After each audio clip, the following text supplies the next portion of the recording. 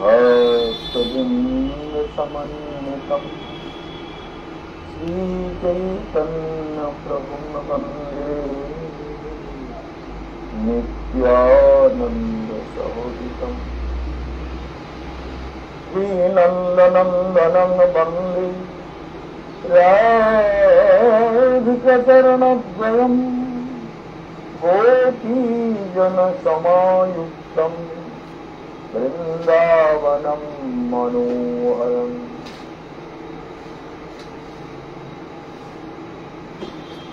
आराध्य भगवान ब्रजसतनय तद्धाम वृंदावनम् रम्या काचिदुपासना ब्रजवधूवर्गेण या कल्पिता श्रीमद्भागवतं पुराण प्रमाणममलम् श्रीचैतन्य महाप्रभुर्मतमिदं तत्रादरणोपरः। हरे राम हरे नामैव केवलम् करुणस्तेव नस्तेव गतिरन्यथा। सर्वाग्रे परमाराध्य गुरुदेव चिंतलीला परिष्ठ भक्तिहृदय বনদেব গোস্বামী মহারাজের চরণ কমল বন্দনা করে তাঁর আশীর্বাদ প্রার্থনা করি।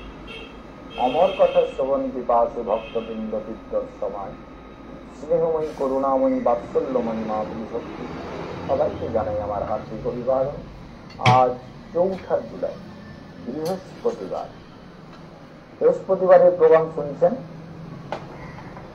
মন দিয়ে শুনবেন। কালকে খাদ্য ৩ প্রকার বলেছিলাম, শুনেছেন তো সকালবেলা? একটা তামসিক, আর একটা রাজসিক, আর একটা সাত্বিক। সাত্বিক আহার মানবের শরীরের জন্য, মনের জন্য, সাধনার জন্য, ধ্যান করার জন্য, ভগবত উপাসনার জন্য, জীবনকে সুস্থ সবল এবং ভগবত সাধনার যোগ্য রাখার জন্য সাত্বিক আহার জীবের জীবনে একান্ত রূপে প্রয়োজন। রাজসিক আহার করলে সেগুলো কেমন হয়? কট্টম্ল লবণা কৃষ্ণ, সেগুলো হচ্ছে গুরুপাক খাওয়া, ঝাল লবণ বেশি, টক ইত্যাদি। তীক্ষ্ণ তীক্ষ্ণ খাওয়া, তীক্ষ্ণ রুক্ষ বিদাহীন, তার মধ্যে সুন্দর রস কিছু নেই। যাহা রস আছে সব তীক্ষ্ণ রস। সেই রসের দ্বারা শরীর সুস্থ হয় না, ডাইজেস্টিং ভালো হয় না। সেই জন্য যাদের ধরুন পেটের রোগ আছে তারা সাত্বিক আহার করবেন, সাত্বিক খাদ্য খাবেন। সেই জন্য সাত্বিক আহার জীবনে একান্ত রূপে প্রয়োজন। সেই জন্য আর একটা কি, যেগুলো তামসিক আহার সেগুলো হচ্ছে পুতি পর্যুষিতম্বা, বাসি খাওয়া, কয়েকদিন রেখে খাওয়া এবং পচে যাওয়া কত রকম দেখেছি বাবা। বলে একটু পচা মাছ আনবা তো আজকে রান্না করে। পচা মাছ পচে, অনেকদিন আগের একটা কথা, অনেক দিন জগতে বেঁচে আছি তো, জগৎটা তো ঘুরপাক খাচ্ছি তো অনেক। আপনারা যা ঘোরেন আমি তার তো বহু গুণে বেশি ঘুরি, যার জন্য কত কিছু দেখতে হয়। একদিন দেখি চেতলা মঠ থেকে রিসার্চে যেতাম, রিসার্চ বলেন তো 70 রাজবিহারী এভিনিউ। আর চেতলা মঠটা হচ্ছে চেতলা ব্রিজ, যেটা কেওড়াতলা শ্মশান, ওই ব্রিজটা পার হয়েই ডান দিকে চেতলা গৌরীয় মঠ। এখন আমাকে ওই চেতলা গৌরীয় মঠে ঠাকুরের পূজার দায়িত্ব ছিল। এখন ওখান থেকে পুজো করে বিকেলবেলা ঠাকুর জ্বালিয়ে দিয়ে আমাকে যেতে হতো ওই কাঁসারিপাড়া বলে ওইখানে হরলালকার ঘাটে। হরলালকার বিরাট ঘাট হল বানানো আছে, সেখানে ভাগবত পাঠ করতে যেতাম। বহু মায়েরা পাঠ শুনতে আসতো। তো বহুদিন আগের কথা, তখন আমার বয়স ধরুন 15 বছর 14 বছর, সেই সময় বেলা দেখি ওই ব্রিজ থেকে নামছি তো মাছ বিক্রি হচ্ছে, মাছ পচে ঘোল হয়ে তার সব মাছ বেরিয়ে গেছে, কাঁটাটা আছে আর তার গায়ে একটু মানে পচা মাছের ইয়েতে লেগে আছে। তাই দেখি কিনছি, আমি ওখান থেকে যাচ্ছি তো, আমি কি খবর না, এই মাছটা বেশ কি মাছ, বল মাছ কি মাছ জানি না, ভেটকি মাছটা এই ধরনের কিছু একটু বড় টাইপের মাছ পচে গেছে, ঘোল হয়ে বেরিয়ে গেছে, কাঁটাটা আছে, সেইটাই বিক্রি হচ্ছে, সেটা লোকে কিনছে দরদাম করে। আমি এইগুলোই পচা দুর্গন্ধ পাশ দিয়ে যাওয়া যাচ্ছে না, এগুলো কিনে খাবে, কি আশ্চর্য ব্যাপার। চিন্তা করুন, এগুলো হচ্ছে তামসিক খাদ্য। সেই জন্য তমগুণী খাদ্য যেমন শুকনো মাছ বিকট, ওই শুকনো মাছকে সিদ্ধ করে খাই। বাপরে, আমরা দ্বারকায় গেছি, এখানে মাছ শুকোচ্ছে ধরে ধরে সমুদ্রে, বা পুরীতে যারা গেছেন, পুরীতেও দেখবেন যেদিকে মাছটা শুকোচ্ছে ওইদিকে চটক পর্বতের দিকে, ওইদিকে যদি যান দেখতে পাবেন মাছ শুকনোর গন্ধ কি, বাপরে বিকট গন্ধ।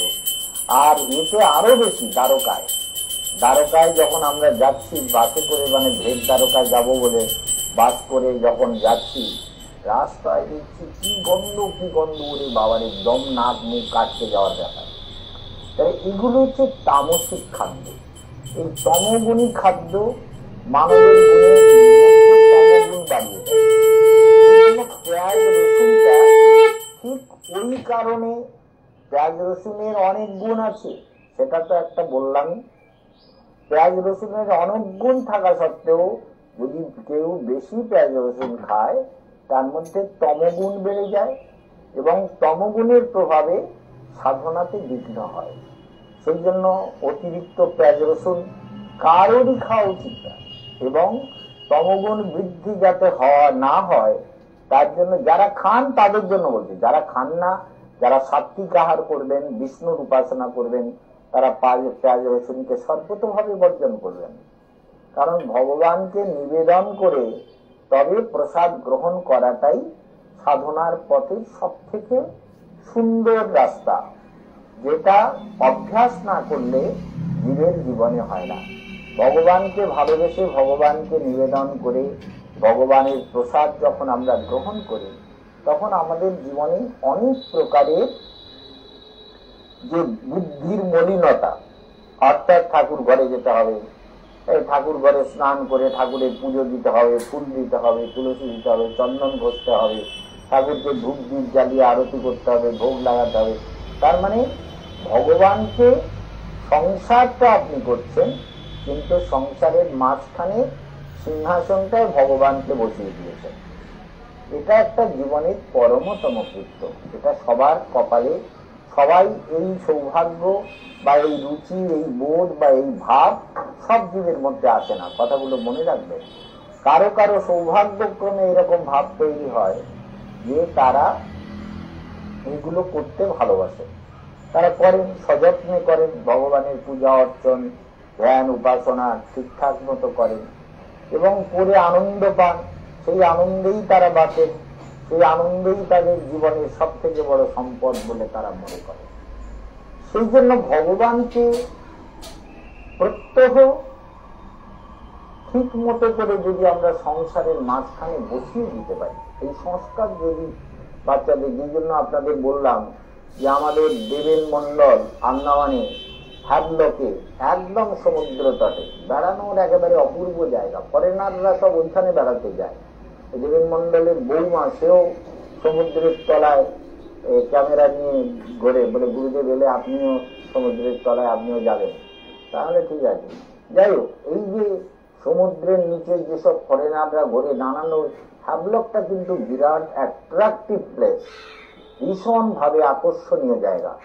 সেই জন্য হ্যাবলকে ওদের বাড়ির সামনেই তাজ হোটেল বলছিলাম, সেখানকার দুটো ছোট বাচ্চা মেয়ে, আমি যখন গেছিলাম তারা তো ছোটটা তো আধো কথা বলতো, বড়টা একটু কথা বলতো ভালো, তো দুটোই এখন একটু বড় হয়েছে, তো তারা বলছে যে মহারাজের কাছে আমরা দীক্ষা নেবো, আমাদের দীক্ষা দাও, মহারাজের কিছু বলো, আসতে বলো, নাহলে ওখান থেকে দীক্ষা দিই। অনেকে কিন্তু ফোনের মাধ্যমে, জার্মানিতেও আমি দীক্ষা দিয়েছি, এবং অনেকেই ফোনের মাধ্যমে যারা আসতে পারছেন না তারা দীক্ষা গ্রহণ করেন, তাদেরকে সব মন্ত্রের লিস্ট এবং সব কাগজপত্র, জপ করা মালা আদি এসব দীক্ষার বই কিভাবে চলতে হবে, সব গাইডলাইন গুলো আমরা পাঠিয়ে দিই ডাকযোগে। সেই জন্য যারা নিতান্ত পক্ষে ধরুন আসা বাচ্চাগুলোকে নিয়ে আন্দামান থেকে আসা ছোট বাচ্চা দুটো নিয়ে তাদেরকে দীক্ষা তাদের নেওয়ার ইচ্ছা হয়েছে, তাদেরকে হয়তো ফোনে ফোনে তাদের কানে মন্ত্র দেওয়া হয়। ফোনটা কানে ধরো, গুরুদেবের মন্ত্রগুলো গুরুদেব যেভাবে বলছেন মনে মনে বলো, বলে বলে বুঝিয়ে দেওয়া হবে। এই জন্য গুরু পূর্ণিমার দিন ওদেরকে আগে দীক্ষা দেবো সকালবেলা, একদম আপনাদের দীক্ষা হওয়ার হবে। যারা দীক্ষা নেবেন গুরু পূর্ণিমায় অর্থাৎ 21শে জুলাই, সেটার জন্য তৈরি হবেন। তাহলে এখানে ভগবান ঋষভদেব আমাদেরকে বলছেন এই খাদ্যের বিচারটা কিন্তু আমাদের জীবনে একান্ত রূপে দরকার। যদি পবিত্রতা না থাকে, খাদ্যের পবিত্রতা, আহারের পবিত্রতা, ব্যবহারিক পবিত্রতা, বাক্যের পবিত্রতা, সবকিছু মনে রাখবেন। বেদ বলছেন ভদ্রম করণভি, কানের মধ্যে বাজে কথা ঢুকলে ভেতরে বাজে চিন্তা পাক খাবে। এতদিন ধরে আমরা তপস্যা করে যাচ্ছি, এতদিন ধরে কেশবানন্দ ধ্যান করে যাচ্ছে, কিন্তু কোনো একটা বাজে কথা ঢুকলে কিছুক্ষণের জন্য মনকে হঠাৎ একটা চিন্তায় করে দেখছেন, এটা কেশবানন্দ চিন্তার দরকার নেই। ওম শ্রী ভেঙ্কটেশম মনসা স্মরামি, ভেঙ্কটেশ আমার ধ্যানে জাগ্রত। ভেঙ্কটেশ জেগে গেল, কেশবানন্দের মধ্যে চলে গেল। তাহলে কি বুঝলেন? তাহলে জগতে আমাদেরকেও বিচলিত করে। এই সংসার এমনই যন্ত্রণাদায়ক। সেই জন্য সাধুরা কখনো মানবকে এই ভোগের পথে প্রেরণা দেবেন না। এটা ঋষভদেব বলছেন তার উপদেশে প্রজাগণকে, পৃথিবীর সংসারী লোকেদেরকে বলে এই সংসার থেকে কি করে বেরোনো যাবে সেই মন্ত্রটাই গুরুদেব দিলেন। অর্থাৎ সংসারকে, এই সংসার যাতনার স্থল যেখানে আমরা এসেছি না, মনে রাখবেন যন্ত্রণার জায়গা, নিরন্তর নানান যন্ত্রণা ভোগ করবেন। যে যেমন সাধনা করবেন তার তেমন সময় লাগবে, ফল পাবেন। এই জন্য সাধুদের প্রতি বা ধর্মের প্রতি প্রত্যেকেরই শ্রদ্ধা থাকা দরকার। যেমন বলছিলাম না আপনাদের যে আমি যা যেদিনকে আজকে লেকচার দিচ্ছি এগুলো রেকর্ডিং এক একদিনে কয়েকটা করে হয়। এটা হচ্ছে আজকের হলো 23 তারিখ, 23শে মে, 25 তারিখে ভোট। এই যে ব্যাখ্যা করছি আমি 1 মাসেরও আগে, মানে 4 জুলাইয়ের প্রোগ্রাম শুনছেন, আর 4 জুলাই বৃহস্পতিবার। তাহলে বুঝতে হবে যে 1 মাস আগে আমাকে এগুলো আপনাদের কাছে পৌঁছে দিতে হচ্ছে। কেন?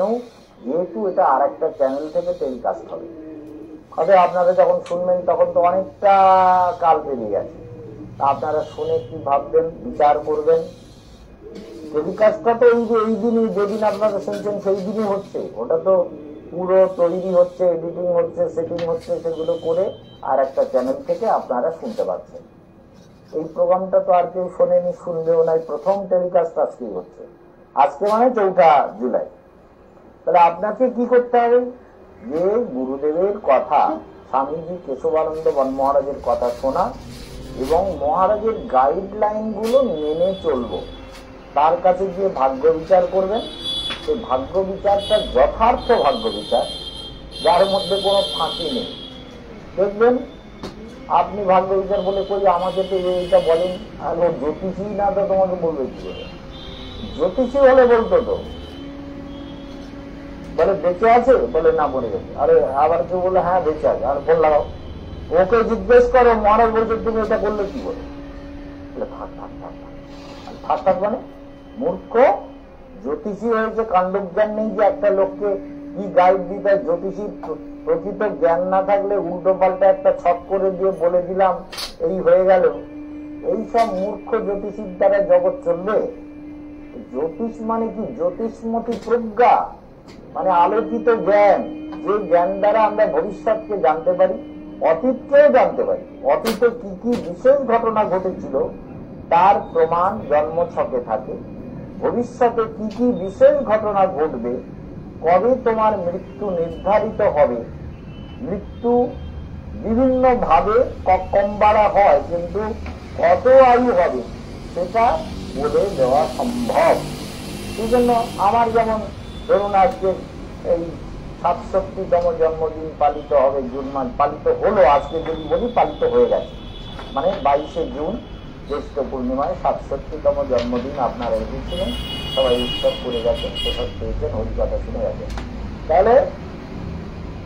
তাহলে আমার হিসেব মতো জব আর বেঁচে থাকার কথা আর ১০ বছর, মনে রাখবেন, মানে ৭৬ বছর ৯ মাস ১১ দিন অ্যাস্ট্রোলজিক্যাল ক্যালকুলেশন। আর যদি এটা সাধনার দ্বারা, ধ্যানের দ্বারা, মন্ত্রের দ্বারা, চিত্ত প্রসন্নতার দ্বারা যদি বাড়াতে চাই, তাহলে এটাকে খুব বাড়াতে গেলেও এই ৮২ বছর পর্যন্তই বাড়ানো যাবে, তার বেশি বাড়ানো যাবে না। ওখানে আইসে আমার গুরুদেবও ৮২তে ধরে রেখেছেন, আমিও ৮২তেই, আমার আর ৮৩ পর্যন্ত যাওয়ার ইচ্ছে নেই, ওই সময় দেব রাখবো। এই জন্য মানবের সংসার পথে এসেছে কর্মফলকে ভোগ করতে। সকর্ম ফল ভূম পুমান, মানব নিজ কর্মের ফল ভোগ করার জন্যই জন্ম নেয়, আর যেগুলো সঞ্চয় করে সেগুলো আগামী জন্মে গিয়ে ভোগ করে। তাহলে সঞ্চয় আপনি কিভাবে করবেন, কেমন চিত্তকে কিভাবে কন্ট্রোল করবেন, গাইড করবেন, সাধনায় লাগাবেন, সেটা কিন্তু আপনার উপরে নির্ভর করে। কিভাবে আপনি আপনার জীবন পথকে সুন্দর করবেন, এটা আপনার দায়িত্ব। সেই জন্য মনে রাখুন, ঋষভদেব একটা অদ্ভুত শ্লোক এখানে বলছেন। তাহলে তমগুণী খাওয়ার, রজগুণী খাওয়ার, সত্যগুণী খাওয়ার বুঝে গেলেন। তাহলে যদি সাত্বিক বিষ্ণুর উপাসনা করতে হয়, তাহলে সাত্বিক আহার করতেই হবে। যদি সাত্বিক ব্রহ্ম সনাতন তিরুপতি বালাজি শ্রীরঙ্গম রঙ্গনাথজি বৈকুণ্ঠপতি, আমি তো বদ্রীনারায়ণম মনসা স্মরামি, শ্রীরঙ্গনাথম মনসা স্মরামি, শ্রী ভেঙ্কটেশম মনসা স্মরামি, যত তাদের স্মরণ করব, তারা আমার হৃদয়ের মধ্যে তত শান্তি প্রশান্তি দেবে, চিত্তের প্রসন্নতা থাকে। মৃত্যু তত, মৃত্যু চেতনা ভাবনা, আরে মৃত্যুটাও তো একটা অমৃত। যদি চেতনা সুন্দর হয় তো অমৃত লোকে চলে যাব, তার জন্য তো দুঃখ হওয়া উচিত।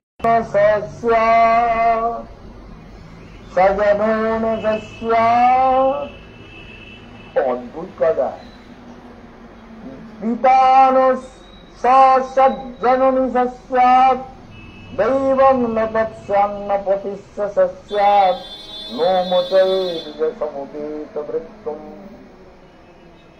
অদ্ভুত দেবনাথ ঋষভদেবের কথা। নো মোচৈত সমুপেত বৃত্তম, এই যে সমুপেত মানে উপস্থিত মৃত্যু, সামনে দাঁড়িয়ে আছে, এই মৃত্যুটাকে কি করে অমৃত করে ফেলা যায়, কি করে অমৃতত্ব লাভ করা যায়, মৃত্যুটা কি করে অমৃতত্বে রূপান্তরিত হয়, মৃত্যু ভয় জীবন থেকে কিভাবে চলে যেতে পারে। মৃত্যু শয্যায় যারা শায়িত এখন, যারা আমার সঙ্গে যুক্ত আছে, আমি যদি কথা বলি না, তারা সব অদ্ভুত ভাবে এনার্জি পেয়ে যায়। হট মরণের ভয়, কিসের মরণের ভয়? কি হে, তুমি কি ১০০ বছর আগে ছিলে? তোমার বাবা ছিল, তোমার বাবা এখন নেই কেন? তুমি তো অমৃত, ভগবানের অংশ, তোমার আবার মৃত্যু কিসে? তুমি ধ্যান করো তোমার আত্মাকে, তুমি ভগবান ভগবান বাদ দাও, আগে আগে নিজেকে বোঝো যে আমি পবিত্র আত্মা, সচ্চিদানন্দের অংশ, পরম প্রভুর সত্তা, আমার মধ্যে কোনো দুঃখ নেই, মায়া নেই, মৃত্যু নেই। আমি কোনদিন জগৎটাই আমার কাছে সবই মিথ্যা। কেউ কি তোমার হয়েছে? বলে মিছে করে আপন আপন, পর কি আপন হবে রে, মিছে করে পর তো। ভাগবতে দেখা যায় আমাদের বলি মহারাজ, ভালো করে মনে রাখবেন, প্রহ্লাদের বংশধর কিন্তু বলি, প্রহ্লাদের বংশধর বলি। সেই বলি মহারাজ তিনি বলছেন যে স্বজনাক্ষ দস্যু ভগবানকে বলছেন। অদ্ভুত ব্যাপার না? স্বজন নামধারী দস্যু, স্বজন যাদের বলছেন মানে আমার, এদেরকে বলছেন দস্যু। বলছেন দস্যু কেন? ওরা কি নির্দেশিতা করলো আমার সঙ্গে? ওরা তোমার সব লুণ্ঠন করবে। টাকা যদি থাকে বলে সব আমাকে দাও, বৈভব থাকে আমাকে দাও, সোনা দ্বারা থাকে আমাকে দাও, আর বলে ওসব ঠাকুর ঠাকুর করার কি দরকার, আমার পেছনে কাজ করো, ঠাকুর দেখতে কোনো লাভ নেই, আমাকে দাও। আপনার হৃদয়ের ভক্তি ভাবনা, ঈশ্বর সাধনা, ধ্যান, উপাসনা, ভগবানের মনোনিবেশ সবগুলো লুণ্ঠন করে এরা। এত বড় দস্যু এরা, সব লুণ্ঠন করবে আপনার ভেতরে যা কিছু ঠাকুর বুঝে। আর আপনাদের মজাও লাগে, তাই না? বলে মরে কি মজা লাগে, আপনি আমাদের ঠাট্টা করছেন নাকি? ঠাট্টা করবার অধিকার আছে আমার? ওরে বাবা, বলে আমি ভোগ দিয়ে না একটু এই চোখ বন্ধ করি, ওদিকদের পেছন থেকে নাতি নাতনি তারা এই ঠাকুরের প্রসাদ গুলো তুলে নিয়ে চলে যায়। আপনার আনন্দ হয় না? ঠাকুরের প্রসাদ গুলো বাচ্চাকে কেন ভগবানকে ভোগ দিয়ে প্রসাদটা দেওয়ার অভ্যাসটা করেন, ওর সংস্কারটাকে ভালো করুন। বাচ্চা কেন ভগবানকে ভোগ দেওয়া বস্তু তুলে খাবে জানেন তো? প্রভুপাদের কথা একদিন বলেছিলাম, শুনেছেন? প্রভুপাদের ছোটকালে একবার বাবা, যারা যারা সত্যি সত্যি ভালো হয় না, তারা ছোটবেলার থেকেই সেই ভালো স্বভাবটা তাদের মধ্যে তৈরি হয়। একদিন বাবা আম এনেছেন, ঠাকুরের নূতন আম উঠেছে, নূতন আম এনেছেন, সেদিন ঠাকুরকে ভোগ দেবেন বলে, ভক্তি বিনোদ ঠাকুর ম্যাজিস্ট্রেট ছিলেন, তো তিনি এনেছেন। এখন আনার পরে আমের গন্ধ পেয়ে গেছে ওই সরস্বতী ঠাকুর, ছোটবেলার নাম যার বিমলা প্রসাদ, তিনি একটা আম বের করে খেয়ে নিয়েছিলেন, খাচ্ছিলেন। ভক্তি বিনোদ ঠাকুর দেখতে পেলেন, ছোট বাচ্চা, ধরুন 4 বছর 4.5 বছরের ছোট বাচ্চা। তিনি বললেন ঠাকুরের ভগবতী দেবী ওনার মায়ের নাম, তো তিনি বলছেন বলে ভগবতী, তিনিও জানেন না, তিনি রান্না করছিলেন, ঠাকুরের ভোগ দেবো বলে আমটা নিয়ে এলাম, ছেলেটা আগেই খেয়ে নিল। চিন্তা করুন ভাবটা কোথায়, ছেলেটা আগেই খেয়ে নিল, আমটা ভোগ দিতে পারলাম না। প্রভুপাদ সেই ছোটবেলার থেকে সংকল্প করেছিলেন, জীবনে আর কোনোদিন আমি আম খাবো না। মনে রাখবেন, জীবনে আর কোনোদিন তিনি আম খাননি, কোনো দিন না, সারাটা জীবন আম খাননি। যে আমি আম খেলাম ঠাকুরের ভোগের আগে।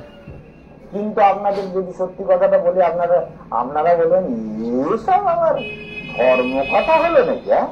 আরে আম, যে দোকানের আম এনেছে সেই দোকানের আম নিয়ে কত লোক আগে কিনে নিয়ে গিয়ে খেয়েছে, মোল্লা খেয়েছে, গোল্লা খেয়েছে, হিন্দু খেয়েছে, ছোট লোক খেয়েছে, আম তো দোকানে গিয়ে খেয়েছে, সে কিনে নিয়ে খেয়েছে। উনার ছেলে খেয়েছে বলে এত বেশ হয়ে গেছে? আপনারা মহা কীর্তিমান। আহা, আপনাদের মুখে ছাই, লজ্জা শরম নাই, কি বলিব তাই। ও বন্ধু ভাই, তোমার গুণের সীমা নাই। মনে রাখো, দ্রব্য মূল্যায়ন শুদ্ধতি।